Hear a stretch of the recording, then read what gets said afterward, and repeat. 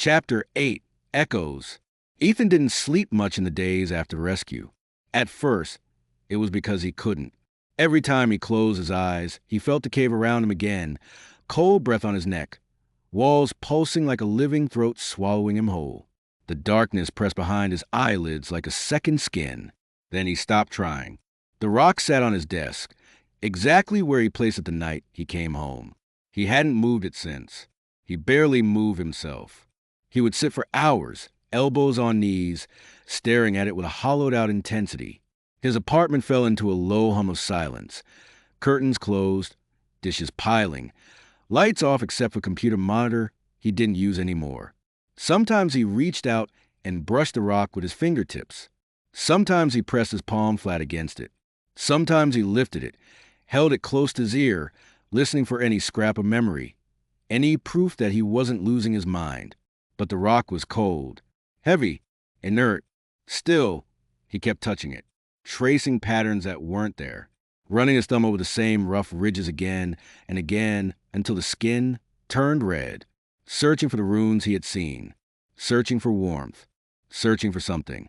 Most nights around 3 a.m., when his thoughts were fraying and the loneliness in his chest felt sharp enough to cut him open, something strange happened. Not quite real, not quite imagined, a faint vibration. So light, he thought it might be his pulse transferring through his fingertips. So brief, he wondered if he had dreamed it while awake. But it was there, a tiny tremor beneath his hand, enough to make him freeze, enough to make his breathing hitch, enough to make him whisper into the dark, "Are you still in there?" He waited. Nothing answered, but the vibration, real or imagined, left a residue in his mind, like an echo bouncing endlessly inside the skull. After a few nights, the echo became a hum, not from the rock, from inside him, a reverberation in the back of his consciousness, like the memory of a sound that refused to fade. He stopped leaving the apartment. His phone buzzed, Miles worried, checking in. He ignored it. The outside world felt too bright, too loud, too wrong. When he tried to sleep, the cave crept into his dreams. Not the cave as it was, the cave as it felt.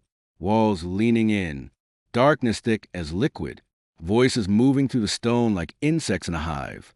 One voice was always closest, soft as breath. "Put it back." He woke up gasping every time, the whisper still curling in his ear like smoke. On the fourth night, he jolted awake and found himself crouched beside the desk. He didn't even remember standing. His fingers were pressed so hard into the rock's surface he'd gone numb. He pulled his hand away and stared. Had the rock warmed? He touched it again. Cold. He touched it harder. Still cold. A shaky laugh escaped him, thin, hollow, almost hysterical. He leaned his forehead against the desk and whispered to the stone, "Why did you stop? Why won't you show me again? Why won't you talk to me?" Silence. Then a ripple in the air. Not sound, but the memory of sound. A whisper so faint he couldn't tell if it came from the room or from deep inside his skull. "Put it back." Ethan jerked upright. The room tilted. His breath snagged. He stared at the rock, heart thundering. For a full minute, neither of them moved. Then Ethan whispered back, barely audible, "I can't." But the cave didn't care what he could or couldn't do. The cave wanted it back. And the cave had already found a way inside him. Chapter 9 returned. By the time Ethan reached the tree line, dawn was still hours away. The world was washed in a bruised blue haze, the kind that makes everything look half real, half remembered. He hadn't slept in 2 days. The rock, no, the artifact, sat in his backpack, pulsing faintly against the fabric like a heartbeat that wasn't his. Every mile on the drive out here, it grew stronger. Every mile his sanity thinned. He stopped at the edge of the gulch, staring down at the cave mouth. A thick, unnatural fog coiled around the entrance like something alive. It sat heavy and motionless, refusing to disperse even in the wind. Ethan swallowed. He pulled out his vape with shaking hands and took a long drag. Too long, desperate. Smoke curled from his lips, drifting into the fog and disappearing instantly. Swallowed whole. "Okay," he whispered, breath uneven. "Okay, just put it back." His flashlight clicked on. He stepped into the fog. Inside the cave, the air felt wrong, thicker, charged. The walls seemed to breathe. His beam of light jittered as his hand trembled, painting trembling strokes across the stone. The deeper he walked, the less the artifact wanted to stay hidden. First it warmed, then it vibrated, then it began to glow, faintly at first, then with a steady, rising intensity. As he descended, the drab stone he'd lived with for weeks twisted, shimmered, and unfurled back into its original shape. Etched patterns reemerged like bruises under skin. The hum returned, faint but alive. The corridor was exactly as he remembered. Cold, endless, waiting. The glow radiated through the room now, filling the chamber with a molten, pulsing gold. Ethan held the artifact with both hands, not because he wanted to, but because it forced him to. It pulled toward its birthplace like a magnet to the Earth's core. When he finally set it down on the stone floor, the world seemed to take a breath, and then release it all at once. A flash erupted, white and violent. The hum deepened into a roar. The ground quaked beneath his feet in rolling waves. Dust rained from the ceiling. Somewhere deep behind the walls, something enormous shifted, ancient and waking. A voice tore through the chamber. Broken, familiar, impossible. Leave now. Never return. Ethan froze. He dreamed that voice, heard it for weeks, felt it clawing at the edges of his sanity. Now it was real. The floor bucked hard, and a shower of rocks collapsed where he'd been standing seconds earlier. That broke the spell. He ran. Wind rushed past him, though the air in the cave had no business moving. His legs slipped on wet stone, but panic kept him upright. The hum chased him, echoing down the tunnels like a living thing. The glow behind him brightened, too bright. A bloom of golden fire filled the corridor, searing the back of his eyes even as he sprinted away. Lungs burning, heart splitting open. He burst out of the cave just as another wave of tremors rolled outward. The fog tore apart around him. Fresh air slammed into his chest. He stumbled down the slope, fell, scrambled, and didn't stop until he reached the bottom of the gulch. He doubled over, gasping, shaking uncontrollably, staring at the cave swallowed in convulsing mist. Then abruptly, silence. No glow, no hum, just the sound of the wind. He wiped blood and dirt from his face, chest heaving. It was done. He'd given it back. As he turned to leave, dawn finally broke, a thin, tired band of light rising over the hills. Ethan stood there, staring at it, feeling something he hadn't felt in weeks. His own heartbeat, unshared, unaffected, human. He didn't know what the artifact was. He didn't know why it chose him. But as he walked away from the cave, he knew one thing with absolute certainty. He would never come back. And God willing, it would stay asleep. Chapter 10, The Message. Ethan knew better than to tell anyone. He knew how it sounded, how he sounded. But silence felt heavier than the truth, and the truth, whatever shape it took, was rotting inside him like damp timber. Weeks had passed since the cave, yet the memory clung to him the way cold seawater clings to skin long after the tide recedes. One sleepless night, fed up with the suffocating pressure inside his chest, he opened his laptop, read it, a throwaway account, a blank text box that felt too empty for what he carried. He didn't write about the hallucinations, or the panic, or the way his mind had split when the artifact spoke in a language that wasn't a language at all. He wrote only the facts. The cave, the artifact that wasn't a rock, the glow, the hum, ancient, mechanical, alive, the runes that rearranged themselves when he blinked, and the voice, always the voice. He stopped himself from typing what it had whispered. Some things shouldn't be repeated. At the bottom of the post, with fingers shaking, he added a tag, Cave Object. Need help identifying, serious replies only.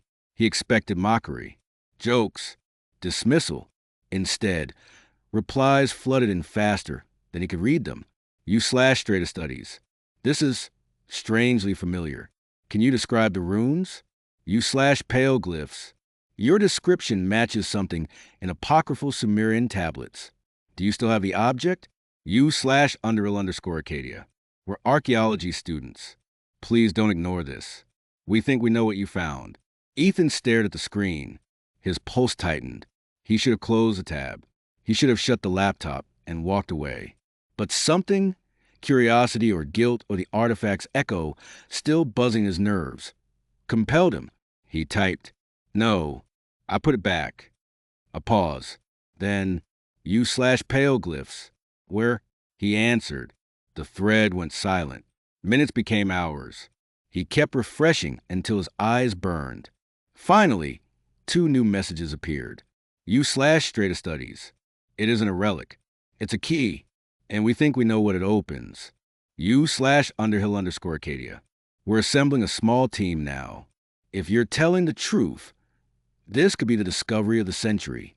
Ethan felt something cold settle in his stomach, like a stone dropped into deep water. He typed back only, "Don't go." No reply.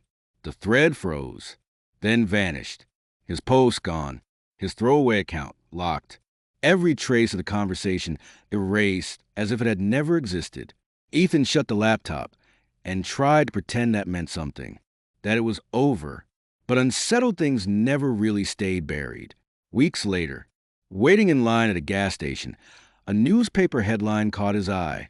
"For university students missing, last seen hiking in Cascade region."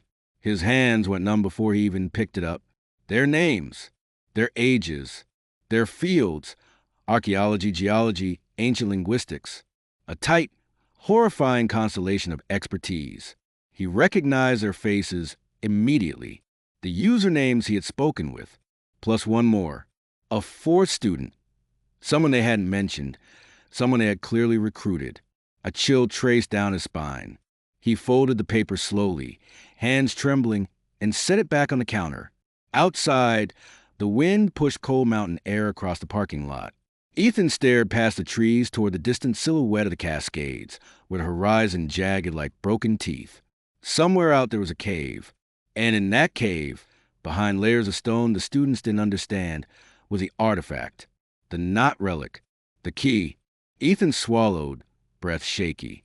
He had escaped it, but someone else had gone in, and soon they would bring it out. That night, Ethan dreamed of the cave again, except it wasn't the same cave. This one was deeper, older, as if the mountain had rearranged its bones. The runes glowed in patterns he didn't understand, pulsing like a heartbeat, and at the center of it, the artifact hovered, not resting, not waiting, calling. When Ethan woke, sweat slicked his skin, and the hum was faint but unmistakable. A vibration under the world, like something waking up from a long sleep. He turned on the bathroom light, stared into the mirror. His eyes looked different, too clear, too aware, as though something inside him was remembering a truth he wasn't supposed to carry. He gripped the sink. "Don't go," he whispered to himself. He wasn't sure whether he meant the students, or the part of him that kept drifting back into that cave. Chapter 11, The Return. For 3 days he tried to ignore it. He shut the curtains, muted every notification, and buried himself in mindless noise. Podcasts, random shows, anything to drown the gnawing feeling in his gut. It didn't work. The silence in between each distraction felt louder than the sound itself. Every time he blinked, he saw the usernames from Reddit. Every time he closed his eyes, he saw the cave ceiling collapsing, felt the artifact's fading warmth in his palms. He kept replaying his last message to them. "Don't go." But they went anyway. And now they were gone. By the 3rd night, Ethan couldn't take it anymore. He grabbed his keys, left his apartment for the first time in days, and drove toward the trailhead, almost involuntarily. The highway blurred past him, headlights streaking across the windshield like memories he didn't want. He wasn't planning to hike up. He wasn't planning to go inside. He just needed to see it, to know. The sun had begun sinking when he arrived. The parking lot was empty except for a single Ranger truck. A strip of police tape fluttered near the trail entrance. Missing persons search in progress.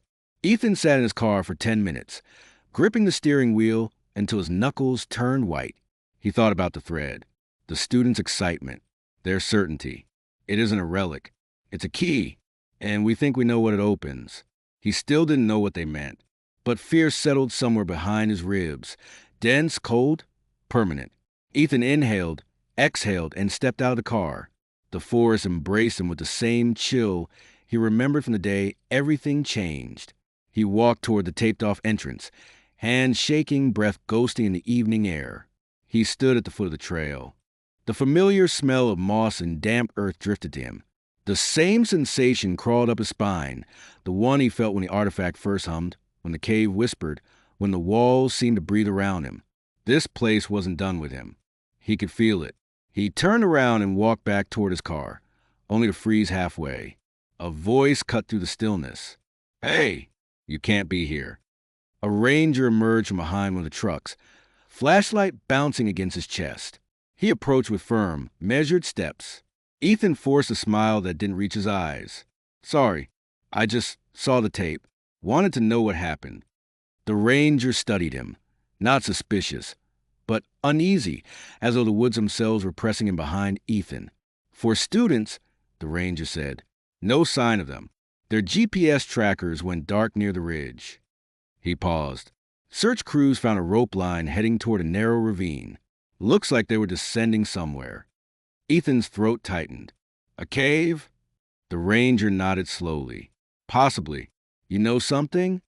Every instinct in Ethan screamed lie. "So he did." "No," he said quickly. "Just curious." The ranger didn't challenge him. He just sighed, the tired sigh of a man who'd seen too many people disappear in too many stupid ways. "Best to head home," he said. "We're shutting everything down for the night. Fog's rolling in thick." Ethan turned toward the mountains. He hadn't noticed it before, but a gray wall of fog had begun sliding between the trees, rolling low and heavy across the forest floor like something alive. He swallowed. "Yeah," he murmured. "I should go."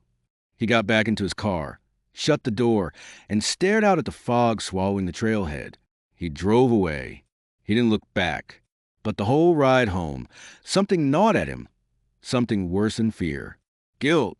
Because the truth was simple. Those students hadn't disappeared because they were reckless. They disappeared because of him. Because of the message. Because he told them where to look. And if the artifact truly was a key, then he had just unlocked the wrong door. The next morning, he awoke to another headline. University search team calls off rescue operations. Students presumed dead. Against every rational impulse he had left. Ethan opened his laptop and returned to the place where all of this started. Reddit. He typed a new throwaway username. Found the same forum. His hands shook as he typed. "Please. I think I know where they went." He hovered over the post button. A bead of sweat sliding down his back until finally he clicked. For a long moment, nothing happened. Then the comments began filtering in. "You/Mountain Gatekeeper. If you know something, you need to tell authorities. You/Ridge Runner 48. Don't go back in there. People vanish in those caves for a reason. You/Occult Topographer. DM me. We need to talk privately." Ethan stared at the screen. The students were gone. Search crews had given up. The forest was swallowing answers faster than people could ask questions. And he felt, deep in his bones, that this wasn't over. Not by a long shot. Because the artifact wasn't finished. And the cave was waiting.